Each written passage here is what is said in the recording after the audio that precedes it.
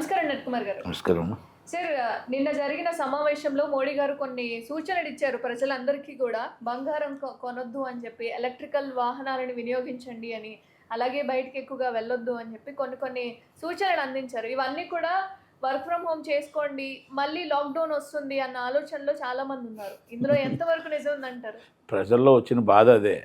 మిమ్మల్ని ఇంట్లో కూర్చోండి, పని మానేయండి, మీరు ఇంట్లో కూర్చొని అసలు ఏ పని చెయ్యొద్దు అని చెప్పలేదు మోడీ గారు.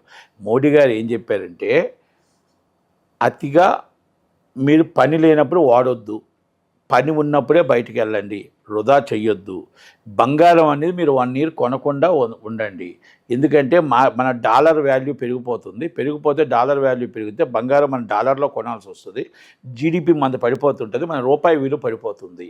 కనుక డాలర్ విలువ పెరుగుతుంది. ఒకటి, మీరు బంగారం కొనకుండా ఉంటే, ఇప్పుడు రేటు బాగా పెరిగింది కదా, కొనకుండా ఉంటే మంచిది. రెండోది, డీజిల్ రేట్లు ఇవన్నీ కూడా మన డాలర్తోనే కొనాలి. డాలర్ రేటు మీరు డీజిల్ ఎక్కువగా వాడటానికి అత్యవసరం అయితే వాడండి.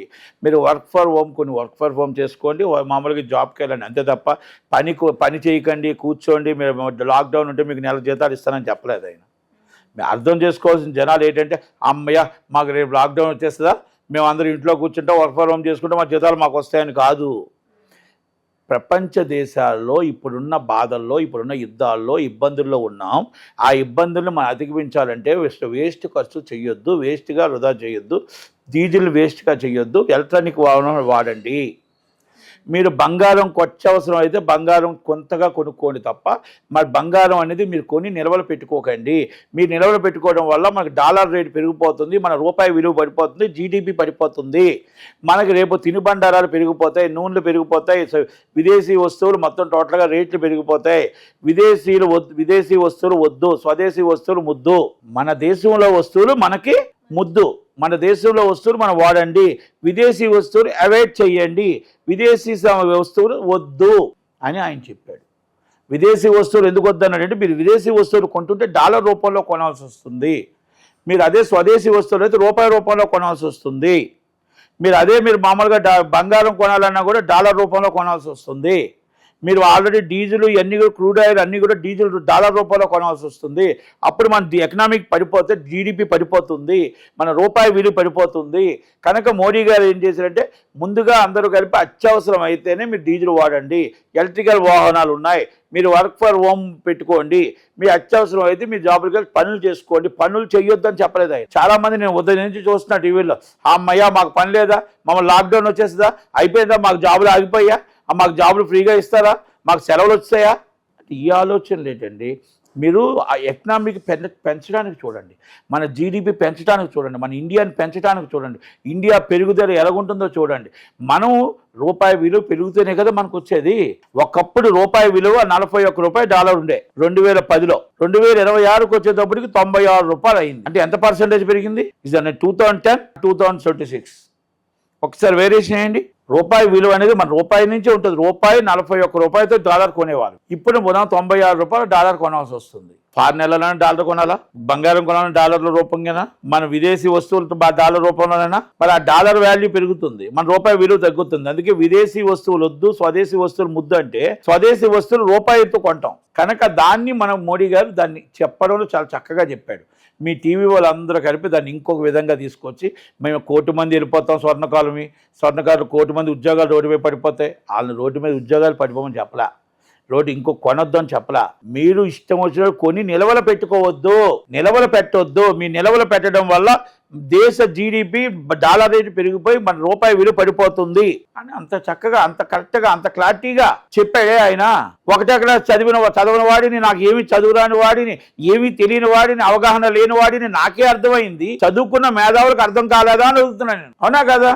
ఇప్పుడు చదువుకున్న మేధావులకు అర్థం కాలేదా అని అడుగుతున్నాను. నాకు అర్థమైంది, నేను స్కూల్కి కూడా వెళ్ళలేదు, కానీ మోడీ గారు చెప్పిన మాట్లాడిన మాట ప్రతిదీ నాకు అర్థమైంది. మన దేశాన్ని మనం రక్షించుకోవాలా, మన దేశాన్ని మనం రక్షించుకోవడానికి, మన దేశాన్ని మన రేటు తగ్గించుకోవడానికి నూనె రేట్లు పెరిగిపోయాయి. నూనె ఎక్కడి నుంచి తేవాలి, మన తినుబండారాలు ఎక్కడి నుంచి రావాలి, ఇవన్నీ బయట నుంచి వస్తే డాలర్నే కొనాలి. డాలర్ పెరిగిపోతుంటే, మన డాలర్ రేటు పెరుగుతూ ఉంటే మన యొక్క జీడిపి పడిపోతుంది, రూపాయి విలువ పడిపోతుందే.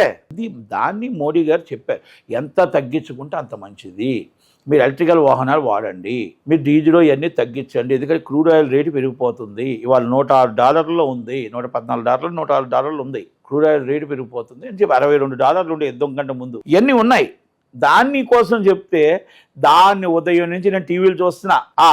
ఇప్పుడే అందిన వార్త, బంగారం కొనొద్దంట, 1 కోటి మంది రోడ్డుపై పడిపోతారు. ఇప్పుడే అందిన వార్త, మొత్తం ఆఫీసులన్నీ బంద్ చేసి లాక్డౌన్ వచ్చేస్తుందా? ఎస్ అయితే లాక్డౌన్ వస్తున్నట్టు ఎస్ చెప్పండి, లేకపోతే నో చెప్పండి.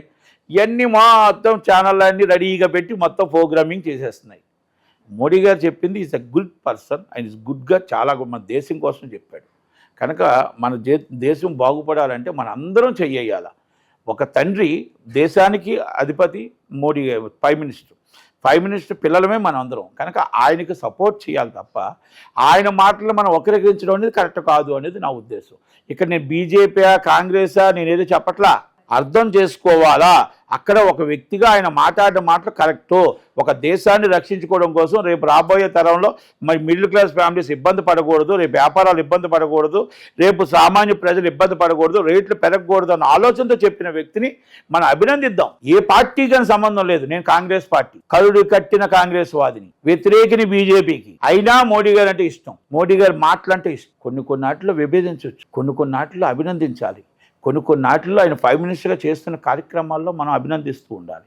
అంతే తప్ప మనం కాంగ్రెస్ పార్టీ కదా ప్రతిదీ విమర్శిస్తామంటే అది కరెక్ట్ కాదు. అందుకనే మోడీ గారు మాట్లాడిన మాటల్లో అర్థం ఉంది. కాబట్టి గోల్డ్ కొన్నవాళ్ళు కానీ, వర్క్ ఫర్ హోమ్ ఉన్నవాళ్ళు కానీ, బళ్ళు మన సరదాగా టైంపాస్ తిరుగుతున్న వాళ్ళు కానీ, మీరందరూ అర్థం చేసుకోవాల్సిన మోడీ గారి మాటల్లో మన దేశాన్ని మనం రక్షించుకుందాం, మన జీడీపీని మనం రక్షించుకుందాం, మన రూపాయి విలువను పెంచుకుందాం, డాలర్ని మనం రేటు పెంచకుండా కాపాడుకుందాం. ఇది మోడీ గారి మాటగా అందరం కలిపి మనం ఒకే యజ్ఞం చేస్తే మనం దేశం మనం కాపాడుకోగలుగుతాం. Thank you very much.